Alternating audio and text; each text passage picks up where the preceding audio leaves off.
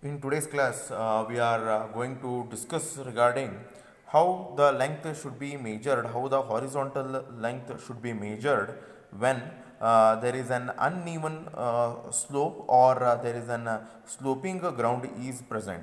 Okay. Now, what is sloping ground? Sloping ground means your earth surface will not be horizontal, it will be having some slope on the ground. See, it is completely, if I draw a line over here, it is nothing but the horizontal. Okay. Now here, how the ground profile is there? The ground profile is having some slope, it is not completely flat. Okay, this is your flat ground. Okay, whereas your ground is having some slope. So how the today we are going to discuss how the length, the horizontal length should be measured. This is your horizontal length. Now this ground is having some slope, how the horizontal length, right, from the point A and B should be measured when the ground is slope. Okay, here we are going to have the two methods in order to measure the horizontal distance when there is a ground is having some slope. So one is a direct method, and the other method is the indirect method. Okay, in the direct method, or we call this method as the method of stepping also. Here the distance is measured in the small horizontal steps. Okay, here what I have done, here the distance from A to B I have divided into some small horizontal steps, that is L1, L2, L3. The horizontal distance, what I have done, I have broken it as a small distance in between A to B. I have broken it in terms of L1, L2, L3, L1, L2, L3, L4 and L5, having the small distances. Okay, so here what we are going to do is, here the follower, right, the follower is going to hold the zero end of the tape over here. I think you know what is the zero end of the tape, right? I have shown you the diagram of the tape. He is going to hold the zero end of the tape over here, and the leader, okay, the follower holds the zero end of the tape at A, while the leader takes the suitable length L1 the tape and moves forward. He will move only till the point L1. Okay, now the follower directs the leader for ranging. He will direct the leader for ranging to be in a straight line. Now the leader, what he will do, he is going to pull the tape, right? He is going to pull the tape and he will hold it at L1. Okay, he is going to hold it, pull the tape till the point 1 in an horizontal direction. He won't put it like this, he will be holding it like straight like this, and he will be stretching it over here, and then he is going to transfer, he is going to hold the tape straight here, and he is going to transfer the plumb bob over here, and he is going to fix the point 1 over here. Okay, now again, after he will measure the distance, he will put the plumb bob over here, and then he will take the distance L1. Now L2, again the follower is going to hold the zero end of the tape over here, then again the leader is going to stretch, and then the follower tells him to he is going to range the distance, and then he is going to put the arrow over the point 2, and again they are going to measure the distance L2. So this it is goes on continued. Okay, L1, L2, L3, L4, similar, they are continuing this, and then they are going to add L1, L2, L3, L4, L5, and then they are going to measure the horizontal distance D. So this is how they are going to measure the horizontal distance when there is an slope is there by the method of stepping. This is how they are going to measure the horizontal distance D. I'll just repeat it. The follower holds the zero end of the tape over here, leader holds it till the distance L1. Okay, then the follower tells the he is going to range the point he is going to range the leader, then they are going to take a plumb bob and they are going to shift the point over here and they are going to take the horizontal distance. The same, they are going to entirely divide the overall distance into the some segments, and then they are going to take the distance L1, L2, L3, they are going to add it and they are going to get the total distance D. So this is how the chaining or uneven or a sloping ground can be done by the direct method.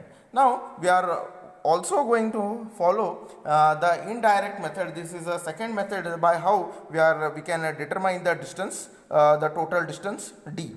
Okay. Now in case of when we are going to use indirect method is when uneven or a regular slope, the sloping distance can be calculated when there is a sloping distance is too much, or in case of even slope or the sloping distance can be measured, it can be calculated by using the cos theta or by using cos rule we can find out the horizontal distance. Okay, now the sloping distance how we can have is we are going to measure the distance L1 and then we are going to measure the distance L2 and then the angle we should know it.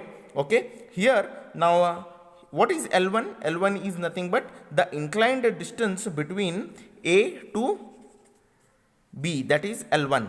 Okay, now what is L2? L2 is nothing but the inclined distance between B and C. Okay, now L1 is the inclined distance between A and B, and theta 1, okay, theta 1 is nothing but the slope of horizontal distance D1, it is the slope of horizontal distance D1, and theta 1 is the slope of the line AB, right? Theta 1 is nothing but the slope of the line AB and the horizontal distance D1. Now here we are going to apply the cos theta rule, that is adjacent by hypotenuse. Now adjacent we know it, that is D1, and hypotenuse we know it, that is L1. Okay, so cos theta is equal to D1 divided by L1. So distance D can be measured by D is equal to L1 cos theta 1. D is equal to D1 is equal to L1 cos theta 1. Okay, similarly here if we continues with the having the slope, okay, then D2 we can, this distance, horizontal distance D2, we can measure it by having D2 is equal to L2 cos theta 2. So if the slopes are still there are some few more slopes are there, then what we are going to do is we are going to add L1 cos theta 1 plus L2 cos theta 2. So it goes on continuing, and the horizontal distance D can be measured by summation of L cos theta. So this is how we are going to have the chaining or taping by when the uneven or the sloping ground is there. Now we will discuss regarding how the difference in level is measured. If the difference is in level is measured, how we can measure it. Okay, now if there is if we want to determine the distance D, right, now we can use the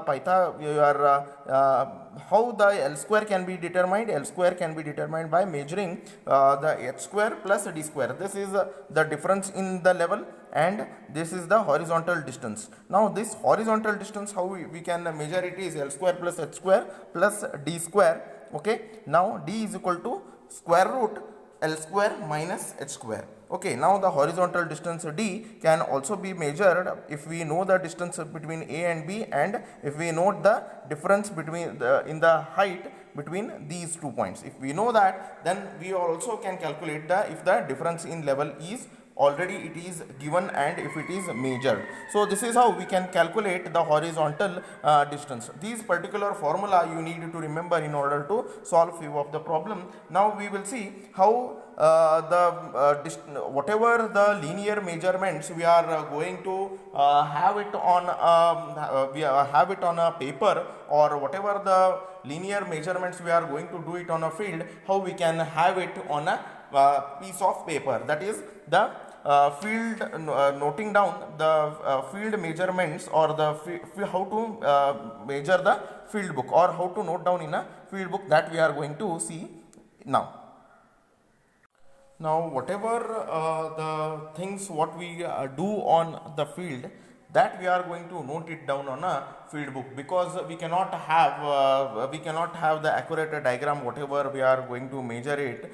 We cannot have the accurate diagram of the things that we have measured. We cannot have it on a accurate piece of paper. So what we do is we measure the things accurately in the field, and we are going to note down in the field book roughly, so that we can convert it into the required scale when we are going to draw the accurate diagram. So booking out the whatever the measurements we are going to do it on a field, that we need to note it down a field book. The noting down on a field book is very very important. How we need to do it, that we are going to see. Now the data that is going to be obtained or recorded systematically in the field, systematically in a, it has to be written in the long book of a size of about 20 centimeter by 120. That means it should be the long book, it should have the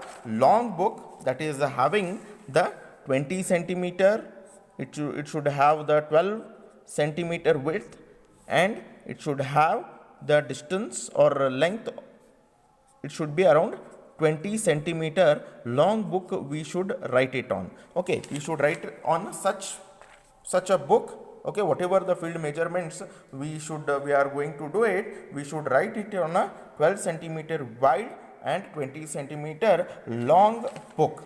Okay, now it opens lengthwise, and it has to be spaced about 15 to 20 apart. Now what we need to do is we need to roll down into the middle of a page. What we should do is we should roll it down into the middle of the page like this. We should divide it into the two, and then what we need to have is we should, and it opens lengthwise and usually have the two lines spaced about 15 to 20 apart down the middle of each page. Okay, now the distance between them is, it should be 15 to 20 meter apart. So whatever the things we are going to do is we are going to break down this page into the middle, and then the distance between these two lines should be around 15 to 20 meter or 15 to 20 mm. Okay, 15 to 20 mm means 1.5 to 2 centimeter. Okay, now this double line field book, we call it as an whatever the things we have done is we call it as a double line field book. Okay, now this double line field book and the distance along the chain line is entered within the double lines. The important the steps that we are going to follow during this noting down the rough sketches, we should have the rough sketch of the field book showing the locations of the chosen stations and then the bearing. Right, suppose if we keep a compass, suppose there is a well over here, right, if there is a well over here, and if we keep our compass at this particular place, the bearing of this line should be noted along with the distance.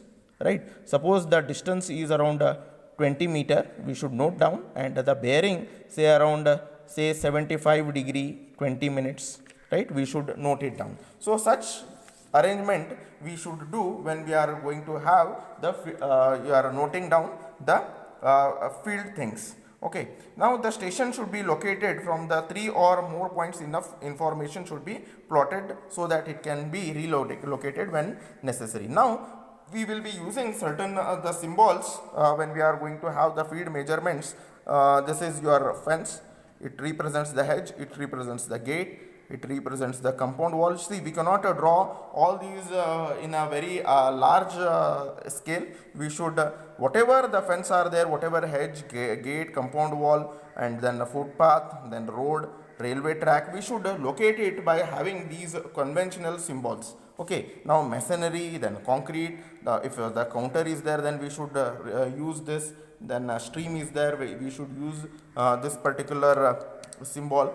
So this is how the field book, the entry can be made. Now we will see how the field work can be noted down on a piece of paper. Okay, as I have told, this is your single line booking and this is the double line booking. This is what I have shown you while explaining. Now we can also have this type of a field book also. Whatever the things we are going to have it on a field, we can write it like this also. This is a single line and this is a double line. Okay, now here you can recognize, here we are going to start the surveying from the point A. Okay, now this small numbers, whatever you are going to see over here, these represents the chainage. That means from A to B, from this to this we have covered 10 meter of distance, from this to this we have covered 17, and from this to this 20. So this is nothing but the length of the work you are going to carry out. See, this is your line.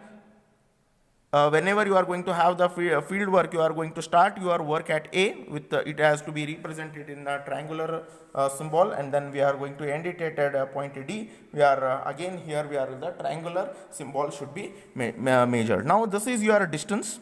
Okay, and now after having 17 meter traveling the distance, you find that there is a well. Now the well is at what distance? It is at 9.35 meter distance. So this is how it should be located on a field book. Now here after reaching from A to B 42 meter, you are going to get a road which is having the width of 4 meter. Okay, so this is called a road. This is how we are going to determine it. Then again here we are going to get a stream. Okay, and from here the length of the stream you have mentioned. Okay, so and again after crossing the stream we have reached the fence. So this is how the fence has been written. Okay, from this to this 77.6 chainage, from here to here you have reached, and then from 77.6 to this particular line is having the 7.86 meter, then again you have traveled 13.895. So this is what, and suppose if there are any permanent structures are there, then a rest house is there over here, then it's a dimension and all. This is how you should write it on your field book. So this is your single line booking, and this is your double line booking. I have shown you while explaining this double line entry, and this is how the single line entry you can have it. Okay, start and end should be in a triangular, and whatever the chainage, the length from A to B, A to D, we call it as a chainage. The distance that you have traveled from A to D is we call it as a chainage, and the intermediate distance we also call it as an chainages. Okay, here if you recognize a well, then at this point to this point how much distance is there, that you should know it, and I have shown the conventional symbol. So this is how we are going to have the field entries. Okay, so I think we have finished the theoretical part of module 1. From the next class onwards, okay, from the next class onwards we will be discussing the problems which are there in module 1. Okay, so we have completed the theoretical part of module 1. In this we have studied regarding definition of surveying, objectives, important classification, principle of surveying,